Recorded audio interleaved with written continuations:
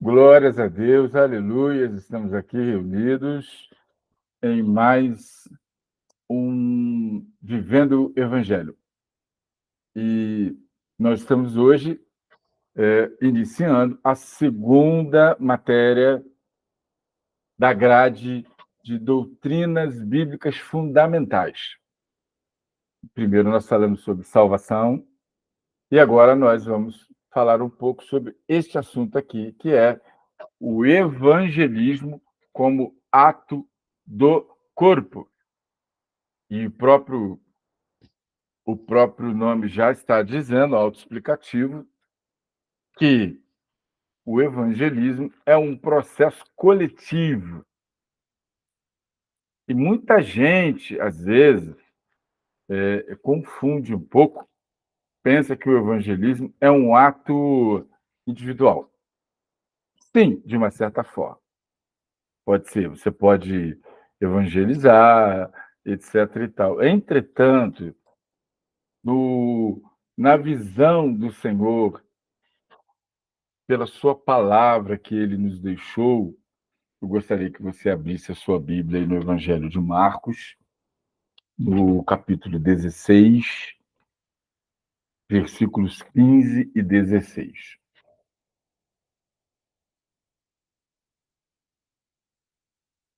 Está escrito assim: E disse-lhes: Ide por todo o mundo, pregai o Evangelho a toda criatura.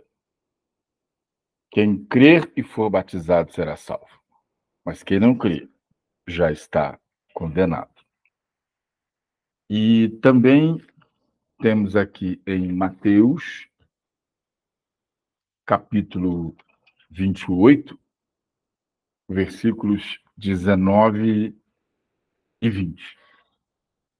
Está escrito: Portanto, ide, ensinai todas as nações, batizando-as em nome do Pai, e do Filho, e do Espírito Santo, ensinando-as a guardar todas as coisas que eu vos tenho mandado.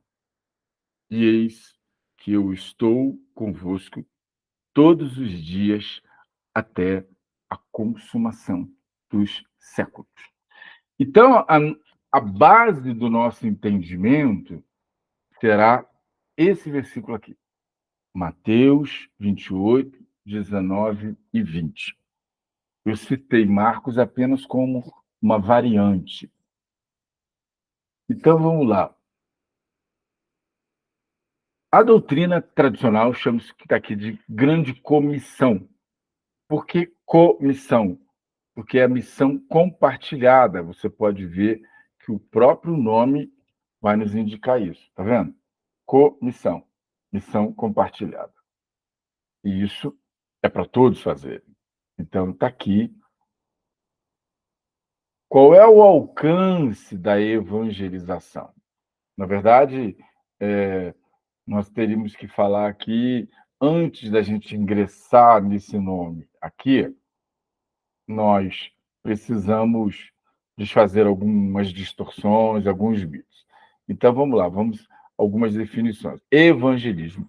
O que é evangelismo? Evangelismo é o conjunto de sistemas, estratégias e técnicas que dizem respeito sobre a prática de evangelizar. Então, você pode ver que são duas coisas que parece que é a mesma coisa, só que não. Então, aqui você tem evangelismo, esse ismo aqui.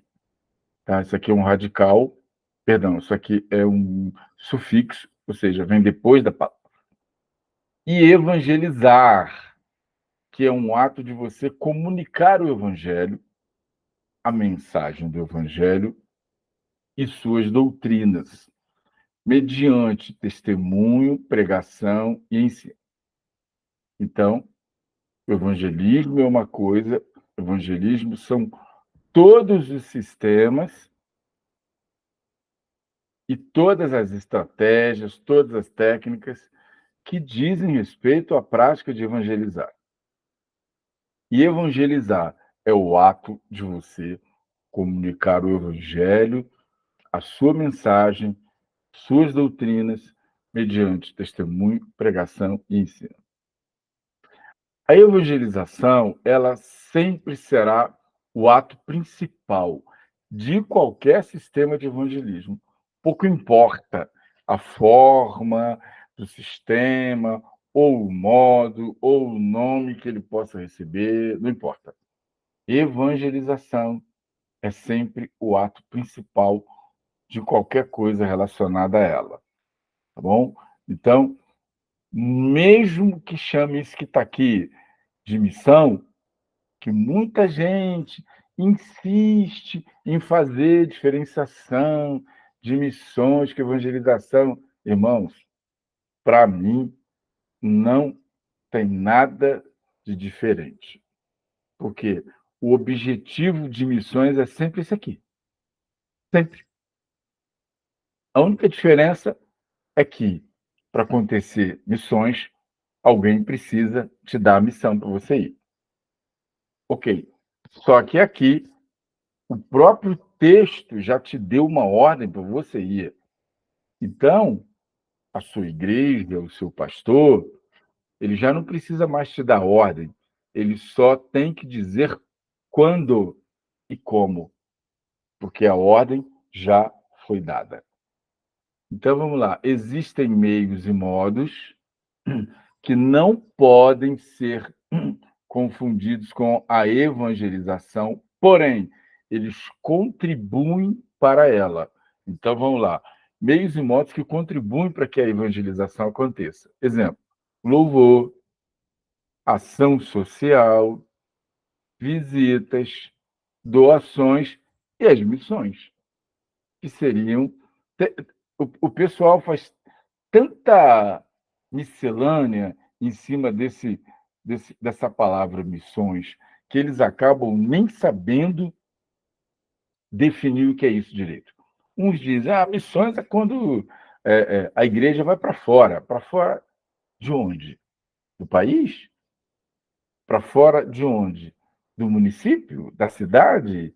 Para fora de casa? Então, ninguém tem uma explicação plausível, técnica, lógica sobre o que vem a ser missões. Por quê? Porque, na verdade, o objetivo de todo missionário é o quê? Evangelizar. Não existe, eu fiz missões. Não. O que você fez lá nas missões? Eu fui lá, preguei e tal. Você está evangelizando. Então, eu, enquanto professor, teólogo e tudo, eu entendo que não existe isso. Mas, sempre tem um mais, né? Mas a tradição criou esse termo, como também criaram o termo missionário. Ok, é bíblico? Não, mas também não é herético também. Então a gente precisa entender que alguns nomes, igual, por exemplo, Trindade, não está na Bíblia, mas também não é herético. Sim, a ideia está na Bíblia. A presença do Pai, do Filho, do Espírito Santo, cada um em um momento distinto, às vezes os três no mesmo momento e os três falando separadamente, conforme aquele caso clássico do Senhor Jesus sendo batizado, ele ali recebendo o batismo de João, a pomba desce sobre ele e ouve-se a voz do Pai. Os três juntos aí, cada um de uma forma distinta, mas os três são um e nós sabemos. Por isso que eu não falo trindade, eu falo triunidade. Porque, para mim, me parece que é mais condizente eu uso esse termo aqui. Eu não uso porque esse termo aqui significa e esse aqui significa. Percebem a diferença? Triunidade e trindade. Mas o termo que foi criado historicamente pelo coleguinha Tertuliano, de Cartago, foi esse nome aqui. Trindade. Trinitas, veio do latim. Trinitas. Só que, naquela ocasião, ele não tinha essa visão crítica que hoje nós temos. Então, eu prefiro esse nome aqui, triunidade, porque ele corresponde melhor à a ideia de três, do três em um, é a unidade de três. Tá bom? Então, vamos lá. Nós nos acostumamos, voltando aqui ao assunto, nós nos acostumamos a entender a palavra evangelização, evangelismo, de acordo com o conceito literal que dura séculos, que diz respeito à proclamação do evangelho em todo o mundo. Repare bem, em todo o mundo. Então, nós precisamos entender aqui o alcance dessa palavra mundo. Por quê? Porque tem um pequeno problema. Se essa ordem é para ela ser cumprida em todo o mundo, então vocês imaginem que uma igreja pequena, uma igreja humilde, simples, dificilmente teria condições de cumprir essa missão simplesmente porque ela não terá recursos para poder fazer isso. Então já começa aqui uma contradição desse conceito de levar o evangelho a todo o mundo. Então, é esse o conceito tradicional da tal da grande comissão. Então, eu quero trazer uma análise sobre isso. Seria proclamar o evangelho por todo mundo, conceito literal. O conceito literal seria isso. Então, essa palavra mundo aqui, ela sempre foi compreendida a partir de uma interpretação geográfica literal. É mundo mesmo, países, e vai por aí afora, territórios e tal. Então, esse conceito seria exclusivamente no sentido geográfico, político, jurídico da palavra. Então, o mundo seria apenas e somente o conjunto de todas as nações da Terra, ou todas as nações do planeta. Porém, porém, né, nós não temos dúvidas de que nós estamos diante de um mandamento do Senhor, porque nos dois textos ele inicia com uma palavra de ordem, ide, vai, e que muitos dizem que no grego a palavra certa é indo, que é uma coisa que é um gerúndio, ela não para, dá uma ideia no grego de continuidade, seria indo. Então, o Senhor não nos deixou escolha.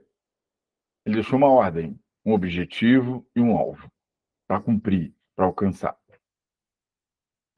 A igreja que vai ser arrebatada é aquela que não abre mão de obedecer ao seu Senhor, ao seu Criador, que constitui essa igreja no seu próprio corpo. Então, como é que ficam as igrejas pobres? Nesse contexto de um entendimento literal de mundo. Então, vamos lá. Vamos partir para o uso da etimologia, que é uma ferramenta importantíssima da exegese. A palavra mundo em grego se chama cosmos, no original, que quer dizer mundo em sentido de lugar geral. Tudo, todos os lugares, todas as partes da Terra. Aí aqui já começa a mudar um pouco de figura. Não são apenas as nações, mas são todos os lugares da terra. Então o Senhor diz, olha, diz para a mulher samaritana, nem neste monte, nem em Jerusalém adorareis o Pai. Então ele tá aqui, ele especificou. Então a preocupação do Senhor era com o homem e não com os países, as nações. O objetivo da evangelização não são os países, mas é o homem. O homem. O mais importante é a alma do homem e não o lugar onde esse homem pudesse estar. O Senhor, ele não se importava também com a posição social, financeira, a etnia, se ele é hebreu, se ele é dinamarquês, se ele é Deutschland, se ele é alemão, se ele é sueco, não importa. Deus não está preocupado com a cor. Deus não está preocupado nem com o idioma. Veja, o Senhor teve grande compaixão das pessoas que ele via, sempre. Ele via como ovelhas que não têm pastor. Está aqui nesse texto aqui. Então, nesse sentido que eu estou falando aqui, que o Senhor não se importa com esses detalhes todos, o apóstolo Paulo falou a esse respeito, porque isso é bom e agradável diante de Deus, nosso Salvador, que quer que todos os homens se salvem. Veja, Deus não está preocupado com os países, com dinheiro, com posição, com cor. Não. Ele está preocupado com o ser humano. E venham ao conhecimento da verdade. Porque há um só Deus e um só mediador entre Deus e os homens, Jesus Cristo, homem. Então, veja, Deus amou o mundo de tal maneira que deu seu Filho unigênito, para que todo aquele que nele crê não pereça, mas tenha a vida eterna. Deus amou o mundo. De novo, o conceito de mundo aqui é o conceito do cosmos, que quer dizer todos os lugares na face da Terra. Todos os lugares. E não as nações, os países. Percebe como isso aqui tem convergência? Isso aqui tem equivalência nos próprios textos da palavra, percebe isso? Então, veja. Então, diante desse contexto, você sabendo agora que essa palavra mundo não deve ser compreendida no sentido geográfico literal, ou seja, países, nações, estados, municípios. Na verdade, esse mundo diz respeito a todos os lugares no sentido geral. Então, o sentido da grande comissão não é direcionado apenas aos países, mas para todo e qualquer lugar físico, virtual, em toda parte do planeta. Estão percebendo?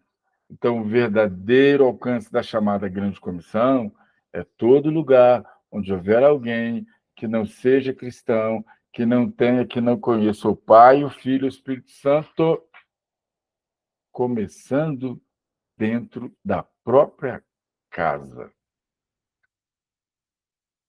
Aqui é o grande, maior e sempre lugar mais problemático da evangelização, porque o Senhor Jesus nos disse: não há profeta sem honra, senão na sua própria casa, na sua própria terra, na sua própria nação.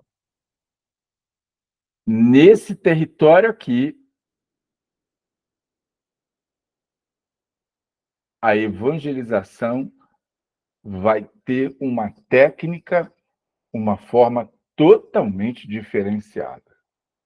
Aqui você vai evangelizar de boca fechada.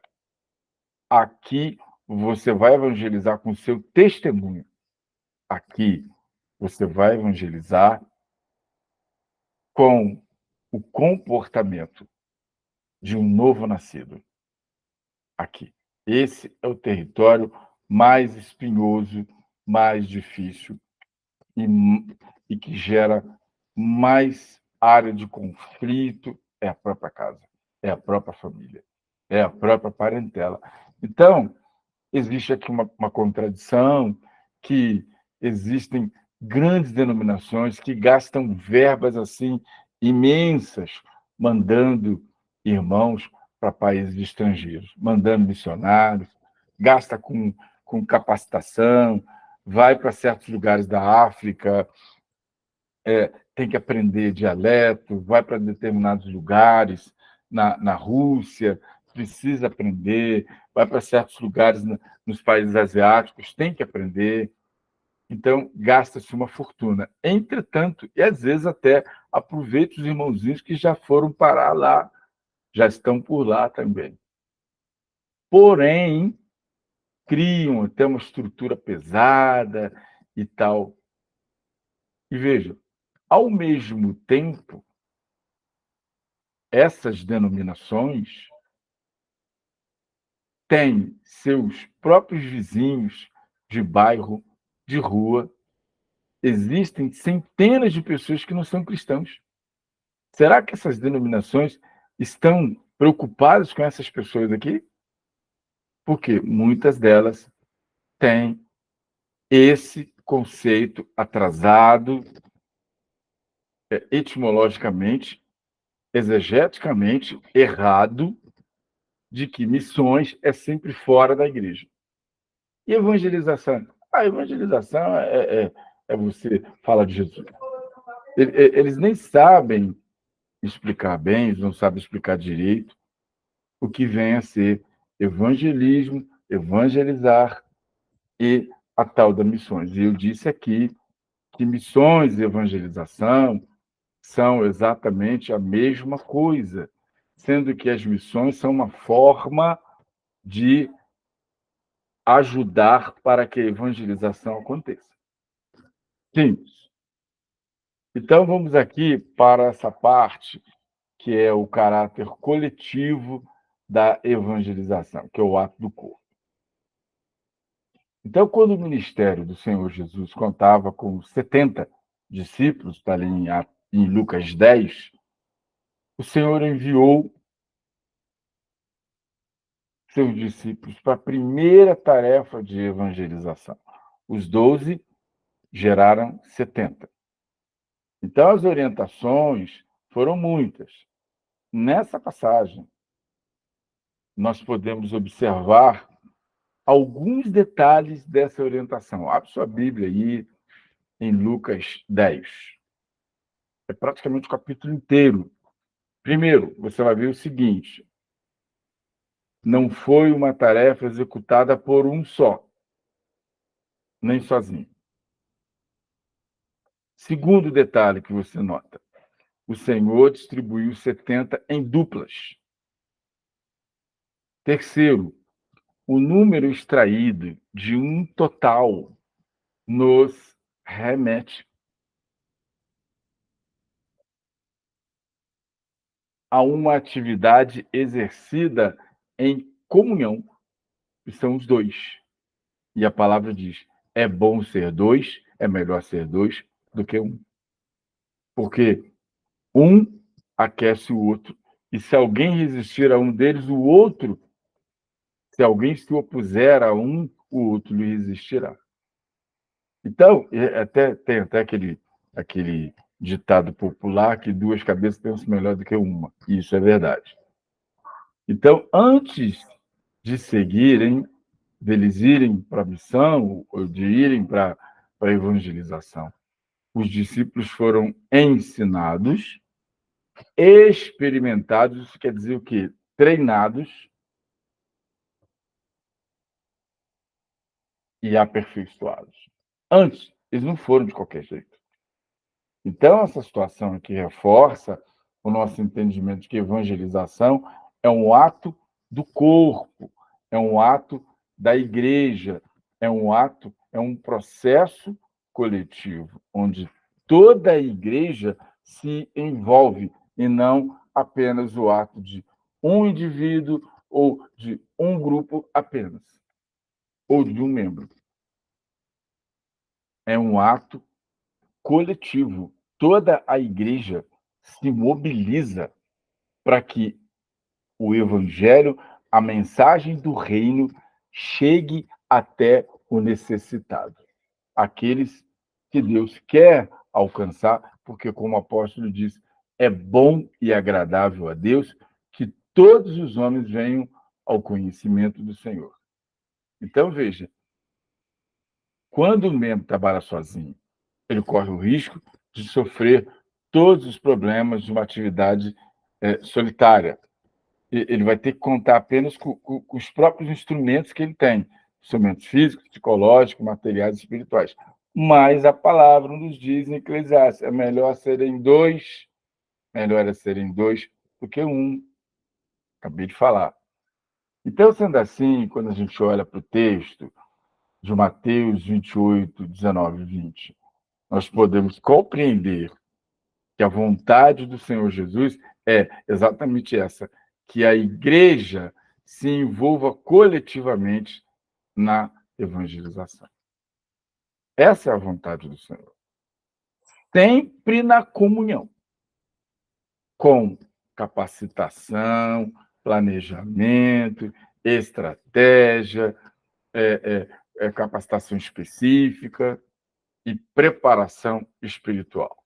Por exemplo, por que eu falo capacitação específica? Exemplo, você sai daqui e vai lá para a ilha de Marajó. Você sai daqui e vai lá para o interior do Nordeste. Irmãos, você tem que estudar o português, o português do Brasil que eles falam lá. Porque tem certas palavras, tem certos costumes que nós aqui não conhecemos. Se você for pro, se você for ali para o Rio Grande do Sul, aquelas cidades que estão na divisa ali, você vai ter que estudar o portuguaio ou o português, o portunhol. Vai ter muitas palavras. Em Goiás, Goiânia, vai ter muitas palavras, muitas expressões que você nem eu vamos saber interpretar. A gente não sabe do que eles estão falando. Percebe? Dentro do nosso próprio país. Se você for, inclusive, para Salvador, não, mas ali é a capital da Amazônia. Como é que é o nome? Manaus. Manaus. Se você for para o Acre, vocês vão escutar coisas que a gente não está acostumado. A gente vai falar assim, mas o que é isso? Vai ficar parecendo que você está em outro país. Então, no processo de evangelismo, a capacitação específica. Aqui é a capacitação geral. É o conhecimento bíblico propriamente dito. Planejamento. Você não envia ninguém para um projeto de missões para poder chegar lá e evangelizar. Eu estou falando aqui de qualquer jeito. Paga passagem, vaza. Não é assim. Está arriscado a dar problema para essa pessoa entrar em inúmeras dificuldades. Então, vamos aqui agora trabalhar em cima do texto de Mateus 28, de 19 e 20, no contexto original da cultura israelita. Veja, nós vamos aqui recorrer a uma prática que era muito comum de um trabalho coletivo, que era a pesca. Então, no contexto da cultura israelita, a pesca era uma atividade majoritariamente coletiva. A pesca que tinha ali na Galileia era uma pesca de subsistência. Todos que iam pescar serviam a todos da comunidade. Depois de servir da comunidade, é que eles iam para um determinado lugar para render o que sobrava. Mas primeiro eles tinham que alimentar todo mundo. Então, toda vez de manhã cedinho, quando o barco chegava com o pescado da madrugada, o povo se aglomerava para receber a sua parte na pesca daquele dia. Beleza. Então, a pesca individual até tinha, até acontecer, anzol, arpão, mas os evangelhos mostram a pesca de rede. Então, era uma pesca coletiva. Então, a pesca era voltada para o atendimento das necessidades individuais da comunidade e o que sobrava ia para a venda. Ok. O que se entende é que a pesca, imagina você um barco de pesca. Tem só uma única pessoa no barco? Não. Na atividade do barco de pesca, pessoas de vários tipos de capacidade e habilidade se reuniam ali. Repare, na pesca coletiva, cada indivíduo do barco contribuía com o seu dom, com a sua especialidade, com a sua habilidade no exercício de uma tarefa específica. Às vezes, essa tarefa era fruto de herança. O pai foi pescador, era um excelente jogador de rede, o avô foi, o bisavô foi, o tataravô foi.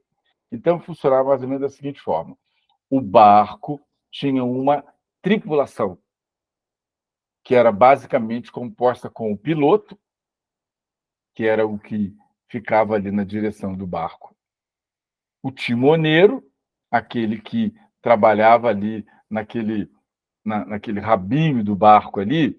Então, aquilo ali é que dava a direção para onde eles queriam. O timoneiro, o piloto era aquele que ajustava a vela, conhecia as correntes aéreas, conhecia o vento. E os homens que lançariam a rede. Normalmente, era sempre dois. Cada qual, vocês podem observar, cada qual tinha a sua especialidade. Quando o barco chegava em terra, então, os peixes, eles eram imediatamente passados para uma outra equipe. Não era a mesma equipe que fazia tudo. Vejam esse detalhe. Isso é um fundo histórico, arqueológico. Ou seja, a outra equipe que estava em terra eram aqueles que fariam a separação, a limpeza e a preparação para poder entregar os peixes. Mas, pastor Cravo, como que você tem certeza que tinha uma segunda equipe? Sabe por que eu falo isso para você? Porque depois de cada viagem, o barco precisava ser limpo. Eles precisavam tirar o máximo de sal possível da madeira do barco. Precisavam ver se o barco não tinha nenhum furo. As redes que foram usadas precisavam passar por uma inspeção e ver se não tinha nenhum engastalho, se não tinha buraco. E quem é que fazia isso? Os próprios componentes da equipe do barco. Percebe? Esse era toda essa inspeção, ela era uma das últimas coisas que eram feitas. A primeira coisa era passar o pescado para essa equipe que ficava em terra. E assim, eu vou dar um exemplo para vocês aqui do que eu estou falando.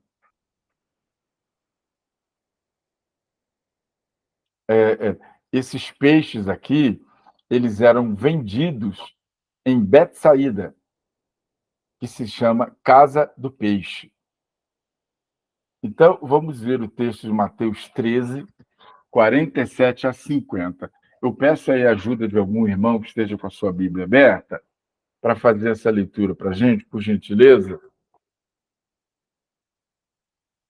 Tem alguém aí que pode?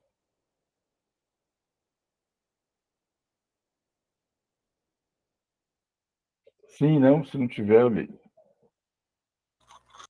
Mateus 13, 47 a 50. 47? Isso, 13, de 47 a 50. Amém. Igualmente, o reino dos céus é semelhante a uma rede lançada ao mar e que apanha toda a qualidade de peixes. E estando cheia, a puxam para a praia, e assentando-se, apanham para os cestos os bons, e os ruins, porém, lançam fora. Assim também será na consumação dos séculos. Virão os anjos e separarão os maus dentre os justos. Então, vejam, aqui é apenas um exemplo do que eu estou falando, do trabalho da equipe que estava em terra. Porque a equipe que estava no barco, ela tratava de se empenhar para preparar esse barco para ver os seus instrumentos para a pesca do dia seguinte. Então,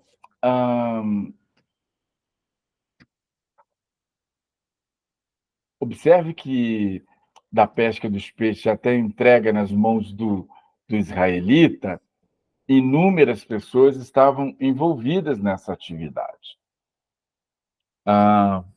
Existe aqui Mateus 13, 47, 50 e também Lucas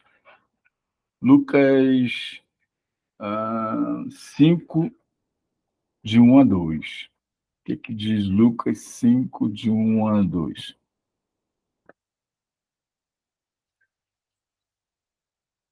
Lucas 5, de 1 a 2.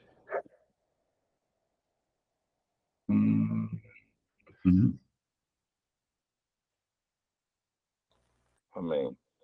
Lucas 5, de 1 a 2. Então, está aqui.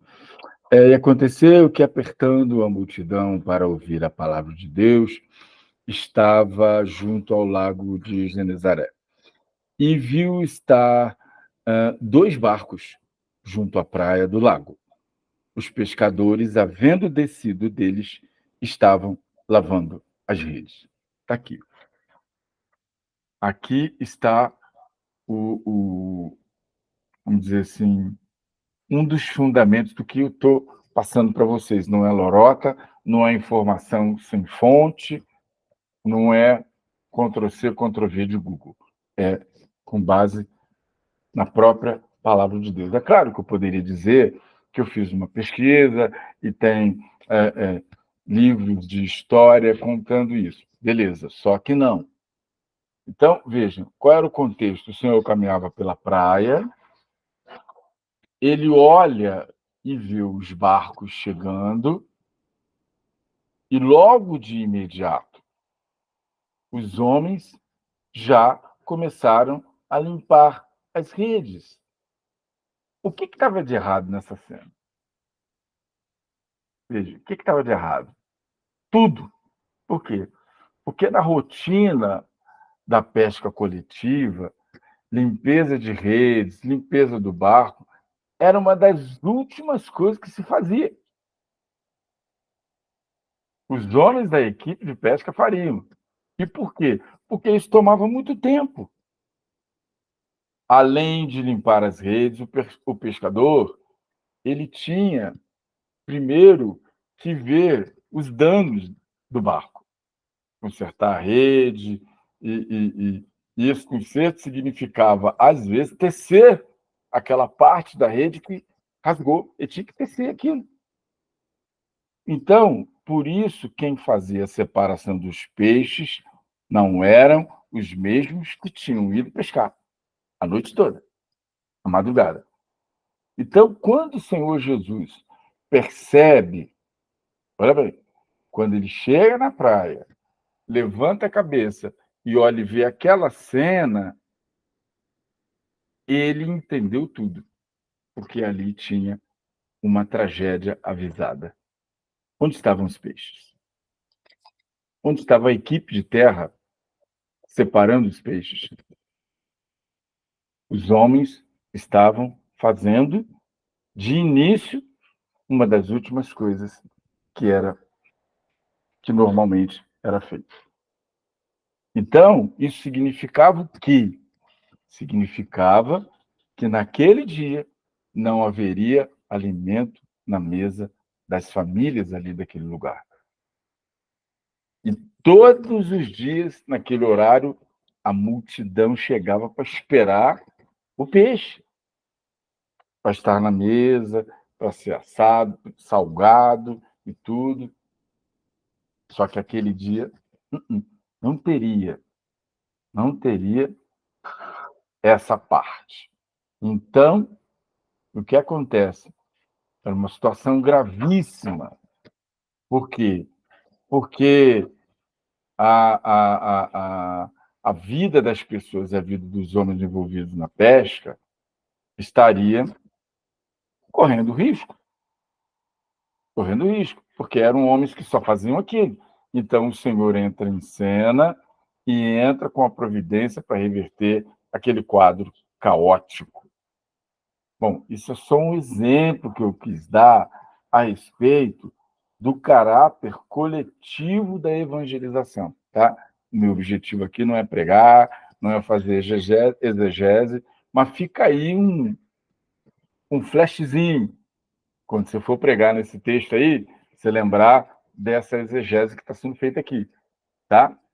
Aquilo ali era uma tragédia onde o Senhor Jesus viu, interpretou e entrou com a providência. O resto você olha no texto, tá bom?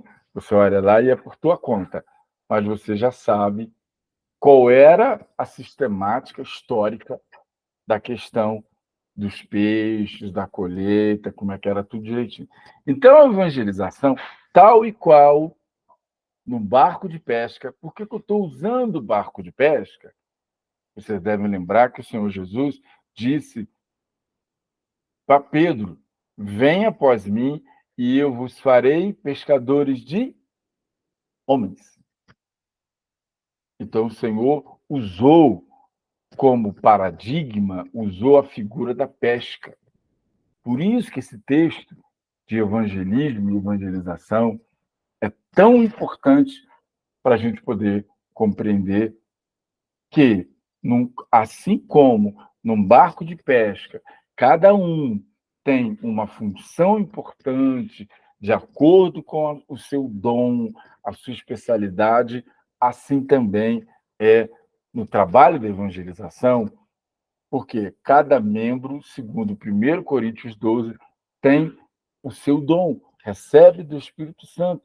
Cada um tem a sua posição no corpo e também na evangelização. Então, veja, o corpo não é um membro só. E a palavra em Efésios 4,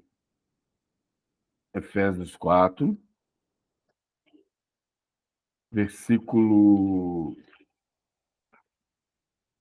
16, está escrito assim: do qual todo o corpo, bem ajustado, ligado pelo auxílio de todas as juntas, segundo a justa operação de cada parte, faz o aumento do corpo para a sua edificação em amor. Então, na evangelização é a mesma coisa. Cada um vai contribuir com o seu dom. Cada um vai trabalhar para que esta evangelização aconteça, para que ela seja bem-sucedida. Tal e qual os pescadores, o sujeito não julgava a rede sozinho, ele julgava a rede, podia até julgar, mas o outro companheiro ajudava ele a puxar, porque senão ele podia cair, ele ficaria emaranhado, ele ficaria preso na rede e certamente iria morrer. Enquanto isso, o outro estava segurando o barco naquela posição, o outro estava ajustando as velas naquela posição. Cada um no barco tinha uma função. Veja, a evangelização é o ato do corpo onde todos os membros se envolvem, cada qual contribui com a sua vocação. Cada qual contribui com a sua especialidade para um único objetivo, para que um único objetivo seja alcançado. Qual? A salvação de vidas. Vamos lá de novo para Mateus 28. Então, vamos ver aqui Quantas atividades diversas estão envolvidas numa única ordem?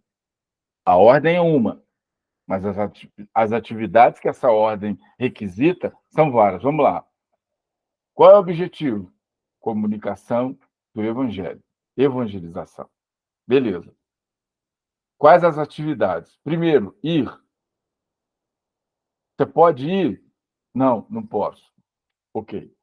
Segundo, discipular. Terceiro, batizar. Quarto, ensinar. E ainda tem a quinta, e de novo. Então, primeiro você vai, discipula, batiza e ensina. Só uma pessoa pode fazer isso tudo aqui, irmãos? O único indivíduo é capaz de fazer isso tudo aqui? Não. Por isso que a evangelização, isso aqui é o processo de evangelização que você está vendo, que nós estamos estudando em Mateus 28, 19 e 20. Isso que está aqui. A pessoa pensa que evangelização é chegar lá, pregar, fazer um discurso, fazer um podcast, sei lá o quê, e ir embora. Ou deixou um convite para a pessoa ir no culto, a pessoa vai e ganhei uma alma para Jesus. Será mesmo? Você tem certeza? Ele foi discipulado? Ah, não, né? Você vai discipular ele? Ah, eu não sei. Ok. Ele já foi batizado? Ah, tem que ver, né? Está muito cedo. Ok. Você vai ensinar ele as doutrinas fundamentais da Bíblia? Não, isso aí é com o pastor lá que lida com o ensino. Então, meu amado, como é que você ganhou a alma? Você só convidou ele para vir aqui. Só isso. E é muito importante, mas é só isso. Por quê? Porque evangelização é muito mais do que simplesmente convidar alguém. Veja, olha o processo aqui. Da onde que eu estou tirando isso? De onde eu estou tirando isso? Daqui. Ó, daqui. Não é invenção do pastor Cravo. Está aqui, ó. Ide, fazer discípulo, batiza e ensina. Percebe? Então, o exemplo da pesca se ajusta perfeitamente para que nós possamos entender que o evangelismo não é ato de um membro só, conforme nós vimos aqui em Efésios 4,16. Todo o corpo, cada um contribui com os seus talentos. O objetivo é um, mas as atividades são diversas. Então, essa característica aqui, ela corresponde a 1 Coríntios 12:2. O que diz ela em 1 Coríntios 12:2? Vamos lá dar uma olhadinha. Diz assim, 1 Coríntios 12:12, perdão, 12:12. Então, diz assim, porque assim como o corpo é um e tem muitos membros, e todos os membros, sendo muitos, são um só corpo, assim é Cristo também. Então, veja, olha só. Olha como tudo vai se encaixando, o exemplo prático da pesca, porque o Senhor nos fez pescadores de homens. Está aqui, ó. Da mesma forma como ele deixa uma ordem, é uma ordem só, mas as atividades são muitas e nós não temos capacidade, individualmente falando, de fazer tudo sozinhos. Ó, isso tudo aqui sozinho. Você não tem, você não recebeu isso. Então é necessário que entre aqui uma equipe, cada qual especializado, conforme era no barco, um jogava a rede, o outro ajudava a puxar, o outro cuidava do leme, o outro cuidava da, da, da, ah, da vela, das velas. Assim também é no entendimento a respeito de evangelismo. Então, vamos lá. Será que uma única pessoa seria capaz de desempenhar com excelência, com qualidade, todas essas atividades? Talvez, mas seria uma situação muito rara. Quem fazia isso? Os apóstolos. Eles fizeram. Depois deles, ninguém mais. Na história da igreja, só quem fez isso foram os apóstolos, porque o Senhor deu a eles uma concentração de poder sobre eles, para que eles pudessem fazer isso, porque eles estavam criando o alicerce do que seria a igreja. Eles eram os pedreiros, os primeiros pedreiros da edificação da igreja. Eram esses homens aí. Até mesmo o grande doutor da igreja, o apóstolo Paulo, ele dependia de auxiliares. Imagina nós, hein? Então, nós podemos falar um pouco de cada uma das atividades requisitadas, mas não é o nosso objetivo.